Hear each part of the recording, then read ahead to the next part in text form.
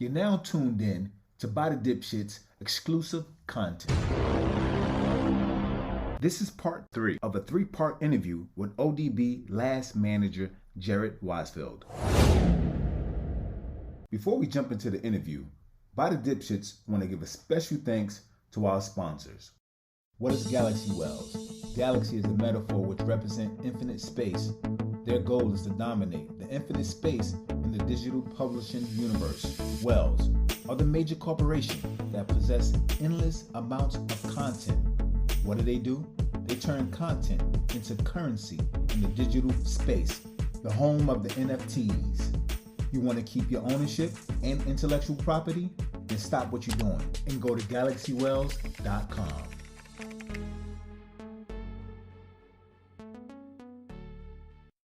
Now I'm back to By the Dipshits. But yeah, we turned that book into a movie. Wow. We had never before heard audio tape of Michael Jackson, and it wasn't an anti-Michael Jackson book movie by any means. But it did really well. I mean, it was fun. It was different. It was challenging. It was a lot of work, and it sold in so many countries. It's ridiculous. Made a lot of money, and so be it. I mean, it's fun. Documentaries are fun. Like making documentaries and selling them overseas is even better. Right, absolutely. So you're saying that you'll get more money, or when you sell it? So let's just say your budget on this movie is $100,000, right? So you go to Stars or whoever it may be, and you say, okay, listen, like I want you to license this from me for $100,000, right? Right. Pay $100,000 license fee. You could have the rights in the U.S. I have the rights everywhere else, right? They pay you the $100,000, right? 50,000, 200,000, whatever the amount is, right? They pay you the amount. You go and you what's it called? You sell it overseas. So you break even in the U.S. and you make all your profit overseas. So you sell it in Germany, you sell it in France, right? You sell it in Russia, you sell it in Israel, you sell it everywhere. And that's how you make your money, right? So US to me in documentaries is break even. Overseas is where you make the money. That's my model for docs. Right. If you got the connect and I got the doc, we might could talk some business. Yeah, but I only do the doc in Dogecoin. Hey, I ain't mad. That's no. I was joking about the. I'm not saying I'm joking about Dogecoin. I mean, okay. No. What I was saying was I was joking about saying I'll do it for Dogecoin. Oh, right. Yeah, that was a joke.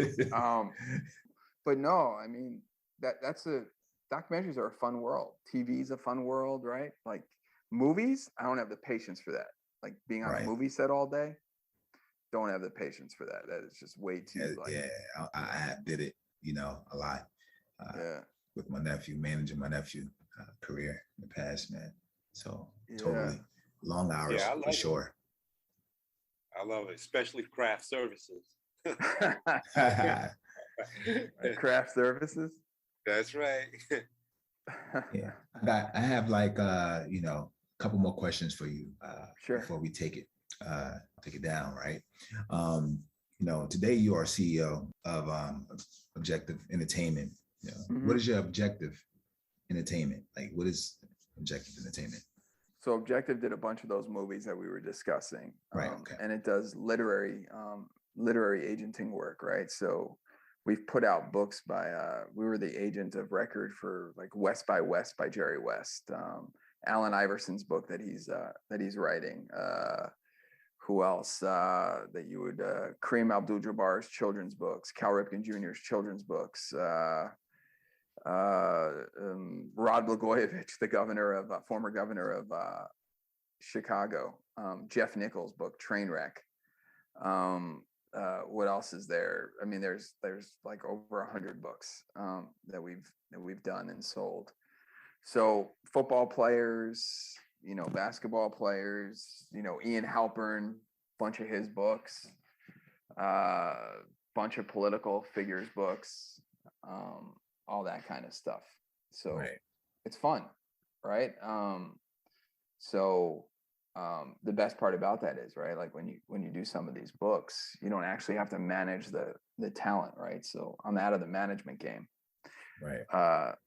So yeah, so that, I mean, that's that goal. I think Objective will move much more into the documentary space through Objective Films, and there's Objective Comics and stuff like that. So Right. who knows, right? It's I got into books because I was at my friend Meltz's house, and I was like, we were talking, and I'm like, dude, what can't you steal? Like, people steal music. What can't you steal? You can't steal a book. Right. I was like, right. I'm going into books. What? So that's how I got into the book business, is because I thought nobody could steal a book. Now, you got like 80-year-olds that are stealing, EPUBs and reading them on their Kindles, right? So it's kind of funny. It's like the same generation that was stealing music is now stealing ebooks. So, Wow. but I also like to do other things, right? So, me and one of my good friends, we decided that we wanted to remember like all the old time radio shows, Abbott and Costello, Dragnet, all that stuff. So we went out and we licensed like 425 old time radio shows. And we put them up on Audible, Hoopla, Spotify, Amazon. They're everywhere. Well, Audible is Amazon, so I'm a dope. But they're iTunes. They're everywhere. And so I like to try things that are different, right? And ways of selling things that are different. And so does my friend. My friend is like a creative genius. So we're doing like this bundle, right? So like the new thing is, I'm sure you guys have heard of like Humble Bundle, right? It's a new thing where it's been around forever, but you pay like what you think something's worth, right? So if you think there's a video game that's worth $100, you'll pay $100, right? If you think it's worth $5, you'll pay $5, right? It's pay what you want, right? Like very small threshold. So you have to pay at least like $375 for 5 things, right? So we're doing a bundle of holding on these old time radio shows that I don't know, it starts in a couple of days, and like for X amount of price you can get this, for X amount of price you can get that, right? So it's just a different way of seeing things. And if bundles work, right, then you'll try and do more of them. If they don't work, you'll be like, okay, well, this was a waste of time, let's move to something else, right?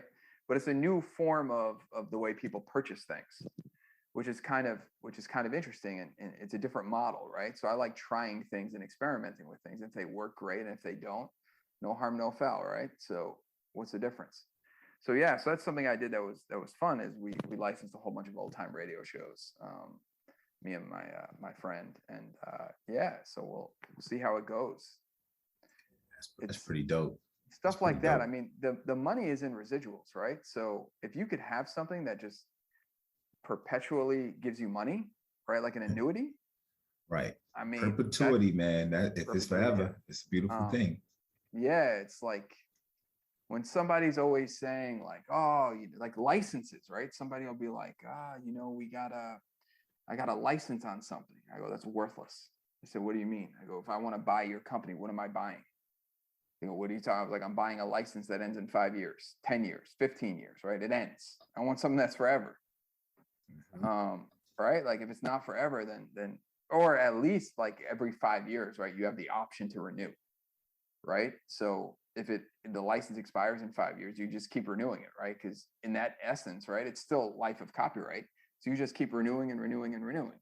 And if you're getting hammered, right, you're just like, I don't want to do this anymore anyway. So those are the kinds of deals that I like. I like the ones where, you have, it's not like, hey, here's, $100, I want your thing for like a year. Like, yeah, no, that's not the business I'm into. I'm into royalties, right? So if you have royalty streams coming from all over the place, then you're in a good business. If you don't have royalty streams from coming all over the place, right? It's like a stock annuity, right? So I could tell you exactly like how much money these things are going to do on a monthly basis after a year.